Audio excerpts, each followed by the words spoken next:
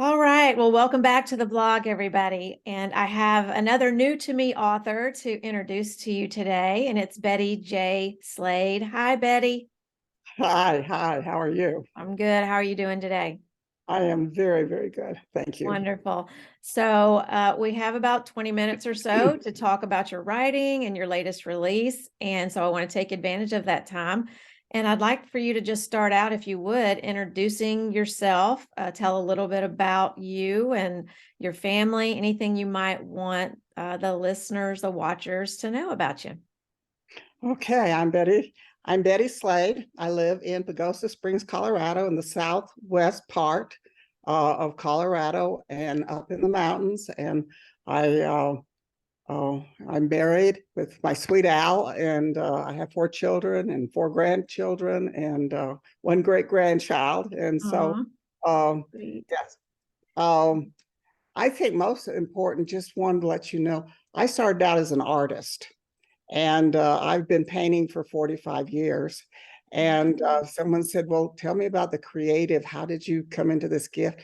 And I was just wired that way. I think God puts that DNA in you and those creative gifts. And so I was an artist before I became a writer.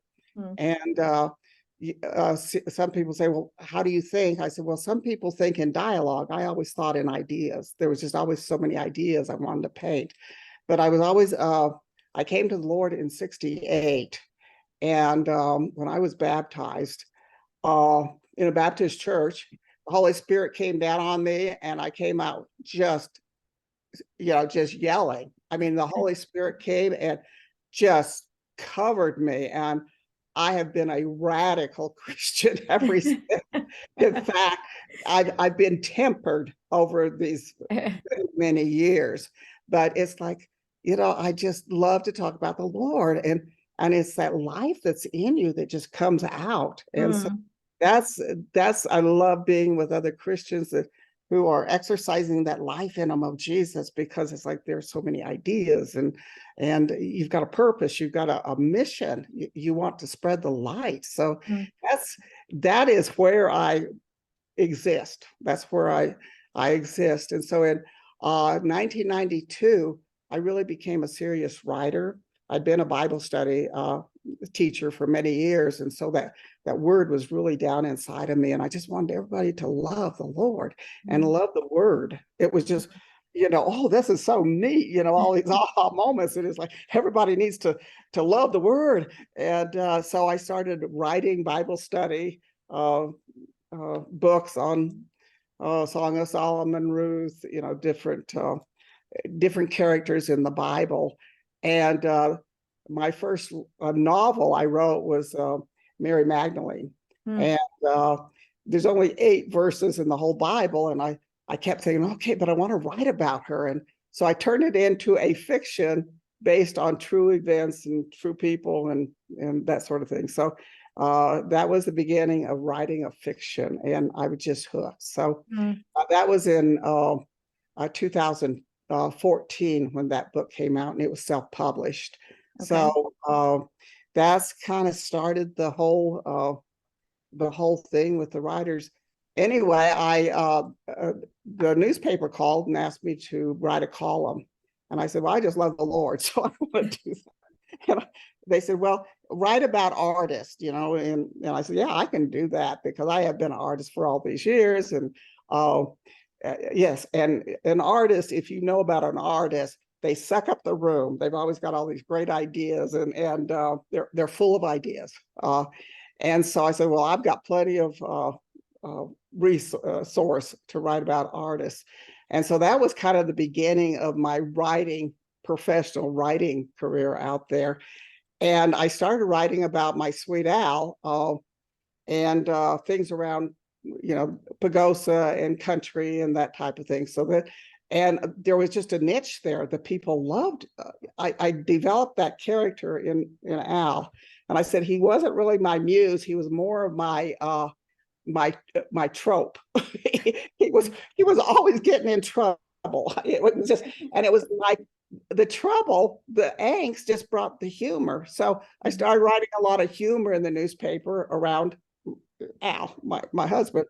and everybody just loved it. And so that became a platform for me. And I've been doing that for 15 years. And so in the process, I wrote a lot about the old timers and the country life and that sort of thing. And I love the country people because they're so authentic. They're unpretentious. They're hard workers. You see what you get what you see, and they raise real good, strong, Christian kids and that sort of thing. So I thought, oh, that's the book I want to write. So that's how Taming Wild Hearts came into play, because I developed a family here in Pagosa Springs. And I thought, well, because my platform and really my reader space for the last 15 years is with the people in Pagosa and all over, because it's a vacation spot. So a lot of people get that newspaper. So that's where I started. So your fiction, the genre that you write, you're leaning towards the country people there in Colorado. So is it Western Yes. you write? Western romance. This one is Western romance and drama and contemporary. I stayed in the contemporary because I wanted to bring it into today. So it's about a cowboy, a modern day cowboy, Luke, 26. And what's interesting, it started out with, there is a place in Colorado on the western side. It's called Disappointment Valley. And it is just dry and barren. And the only things that live there are the Mustangs. And so I thought, oh, okay, well, he's just crazy about Mustangs, and he rescues this curly sulfur Mustang. And what's interesting is I just had a Mustang, and it's amazing how God brings things into your life. And I read in the newspaper about a doctor who lives here in town, and he has two curly sulfur Mustangs. There's only 3 in the world, these curly sulfur Mustangs, and he's got 2 of them, and they're gilded. So he has studied and sent samples all over the world, and that sort of thing, trying to develop this breed and save this breed. And I thought, oh, that's a perfect thing to bring into this book. So Bree and Luke meet the doctor, and they've decided that they're going to save the Mustangs, these curly sulfur Mustangs. And so that's kind of how it started. And then I had him as just this strong 5-generation family here in Pagosa Springs, and grandmother's a Bible thumper. And so he's got real strong Christian values, and, kind of narrow in the box. And my protagonist, my Bree character, she lived on the streets of San Francisco, and her mother dropped her off at 6 and didn't come back. So she was just, lived on the streets and that sort of thing. So anyway, she witnesses a murder there in San Francisco, and she's on the run, and she ends up back in or in Colorado at this Crawford Ranch. So this starts a romance, and then they get into the curly sulfur Mustang. So it's about, and I wanted to keep it. I write with a lot of Christian values, a lot of godly principles, but I don't use any Christian jargon or anything like that. I do not bring that religious thing, in, but I always want to bring in that the godly principles. So it was like, she has really trust issues, and then I used her. Well, I used the Mustang as a metaphor for her. They're both, like throwaways, so to speak. The Mustang came from Disappointment Valley. Well, she came from the Disappointment Valley of San Francisco, and so like a metaphor, and how they both have trust issues. And Luke is full of love, for this horse and for her, and so it's the love that tames her heart, in trusting.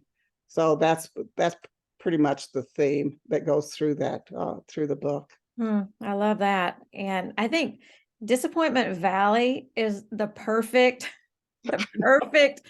place to set a novel. Like, you could not get any more perfect than that. I love that name of that place.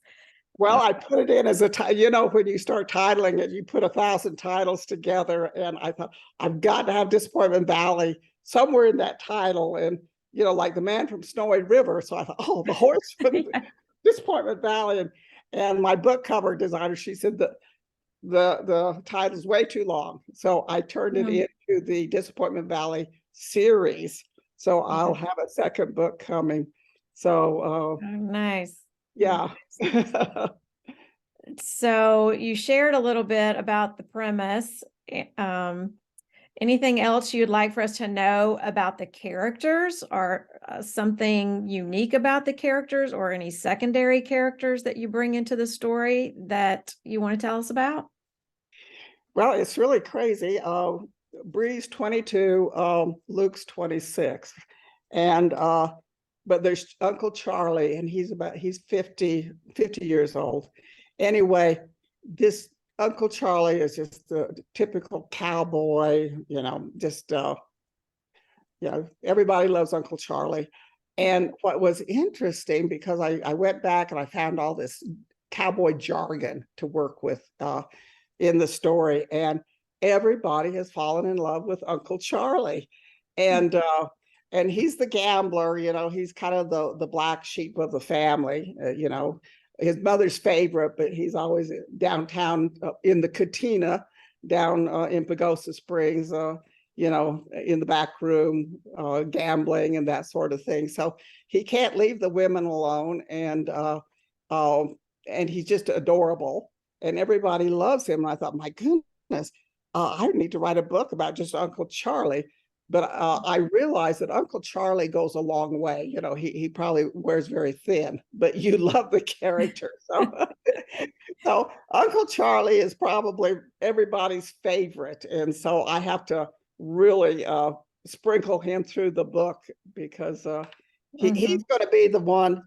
The family's not going to accept Bree because of where she comes, you know, from, because they're very sheltered in their Mhm. own little world. But Uncle Charlie loves her, and he just takes her under his wing. So Mhm. he's just got all these wonderful winning aspects to his personality. Sounds like a man we all need in our lives. Yeah. Well, he's like the bad boy. It's like every woman wants to marry him, but he's not the married kind. He sounds very interesting. And I'm sure there's some people watching now that say, I have somebody in my life that I could relate to Uncle Charlie. Yeah. So how long did it take you to write this book, Taming Wild Hearts? I started it, actually it's been 4 years. It took about 2 years to write it. And then you know, the editing and the rewriting and the editing, a Yes. lot of that, probably another year on that. And then I found a publisher, Elk Lake Publishing. It's a Christian publisher, uh so I signed a contract with them. And then that was a year ago, May of 2022. And then it was, you know, in their line for a year. So it just came out almost a year later. But Mhm. I wanted to, I could have very easily gone through independent, you know, just independently publishing it myself, because I did on 2 other books. But I thought, no, I really want to line up with a publisher, and it's really important. So, and what's wonderful about them, because they are Christian, and they only accept either clean or Christian books, and I made it very, very clean, you know, where it's very clean. Mhm. So that's where that book is right now, and it just came out about 3 weeks ago. And, Nice. yeah, Yeah, it's congratulations. thank you. So it is a long process. A lot of people who are not writers don't really understand what all goes into getting a book out there. And it is usually years that it takes with the writing and the editing and then waiting for the publishing and all of the things. So, God can really do a work on us as writers when we're writing these stories and going through these years of editing and asking for his input on the story and where do we take it now and what should this character say here and how should this character act and respond. So, what do you feel like God maybe taught you personally through these years of writing Taming Wild Hearts and the waiting and just anything through the process? Oh my goodness. Every day is a new day of, of teaching. And it's kind of like, I should have learned that 30 years ago. Why now? But, 9 years ago, I started a Christian writers group with two other writers here in Pagosa Springs. And that was 9 years ago. And today we meet every Monday. Okay. And we have been even through COVID, we were on Zoom, and that has been really a blessing because I've got a lot of good writing support people. I have a lot of people come in and teach us the craft. So I've met a lot of Christian writers over the years, just bringing them in and having them teach our group. And through that, we've got some really good critique people, and several of them have published and actually have contracted with Elk Lake and some other publishers. So I think, what have I learned? Just to to write. First of all, just to become a better writer, you got to write and write. And I've had a deadline with the column for the last 15 years, so I'm writing every single day, and I just took it as a job. I get up and at 9 o'clock I'm at the computer, and I work till about 2, and I think the writing is more than anything. And being older, I can afford to wait, and I think that's really important. That I didn't hurry up Elk Lake at all. I just thought, okay, I'm like, they've got 12 books ahead of me to produce, and it's okay. I'll buy that time. And so for the last year, I've gone into the marketing, and from the very beginning, putting a plan together to market and getting a mailing list. Right. And until you walk through it, people say, oh, do this, do that. But until you actually apply yourself and you walk through it, you don't get the value of why. So Yeah. and someone said, well, the best way to, got to have a platform. Well, my platform is Pagosa Springs. And also there is a community of horse lovers out there. And so one of the things, I have reached out to all these horse people, and the ones that are responding are the horse sanctuary and the horse rescue missions, and so that's part of that platform to get the book out. So it is a process, and it's like something that you've got to love so much that you're willing to spend whatever time that it takes, and it might take 3 or 4 or 5 years just to get the book out there and get it marketed. And Yes. even today, I'm still in love with the book. I'm still in love with the writing and the people, all of it. So, it's like, let God put something really strong in you that you, even in the midst of wanting just to say it's not working, I never thought of giving up because I felt like it was something the Lord would have me do. So, and I think that's really important because a lot of people lose their direction. They've got a good idea, but and I've done that a lot in my life. I've had lots of good ideas, but they weren't God ideas, and a lot of them ran amok. And so this one definitely has God's fingerprints all over it because He's opened doors, that I never could have opened.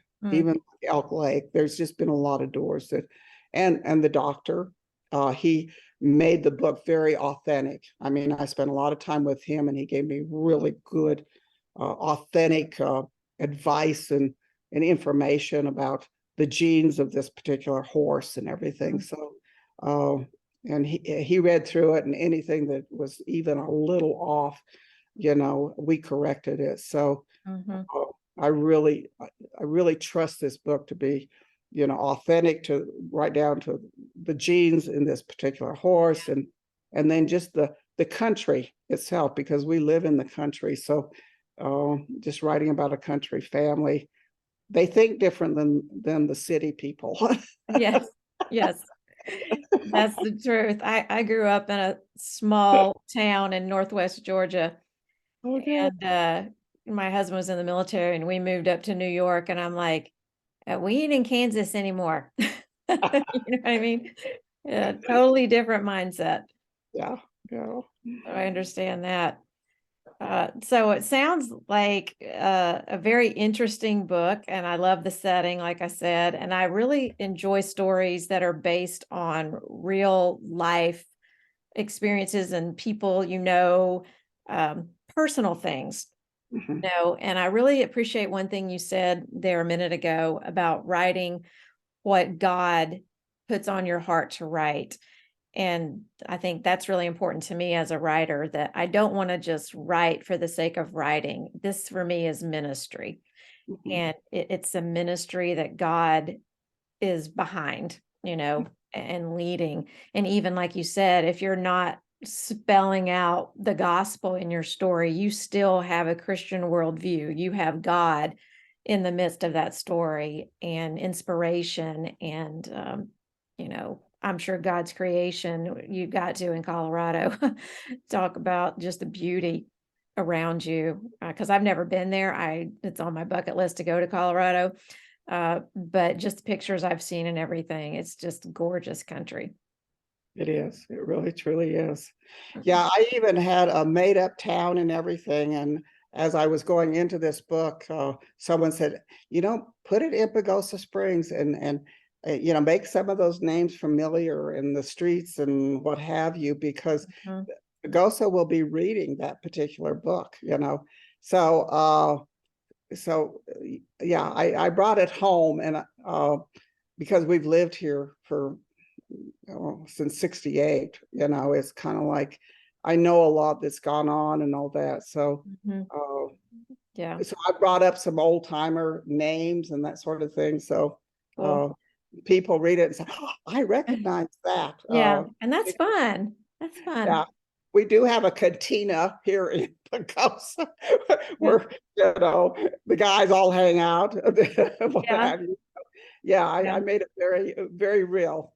Yeah, I love that. I love reading stories based on where I'm from or where I live or places I've been, because it takes you back to that time, when you were there. So I think that's fun for people. Well, I'm working on the second book, and I've got about 20 chapters into That's it. what I was I getting ready to ask you, like what's next? Well, I was reading something about writing a second book, a sequel to the first, and to make it good enough, that it will carry its own weight. Mm, And to decide, pretty quick, I thought, well, I could just keep writing on this because I love it. And I thought, they said, no, decide where you're going with this series, and how to put this thing together. So, and bring in new characters and uh, a new storyline. So the second mhm, book will be what is happening over on the west side in Disappointment Valley is the farmers, the ranchers, they're trying to take that land for their cattle, and they're trying to take that land away from the Mustangs. So it's going to be kind of a land grabber type. It's going to be focused more on the land than on the particular curly sulfur mhm, Mustangs. So I'm going to stay in that, but I'm thinking there might be 3 books, and I've got to decide that pretty quick, and there'll mhm. be a wedding and probably wedding in the second book for sure. So Yeah. yeah, Well, sounds good. Well, Betty, it's been such a pleasure meeting you today and getting to talk about your writing and your books. And I appreciate your time and sharing with my subscribers and the people out there who will get the privilege of watching this interview. And I wish you the best in your journey and publishing more and more books, all for the glory of God. Well, I thank you for this opportunity, and this has been really special. Thank you. It's been a lot of fun. Thank you so much. Okay, well, we'll see you Okay, bye now. somewhere along the way. Yes, yes.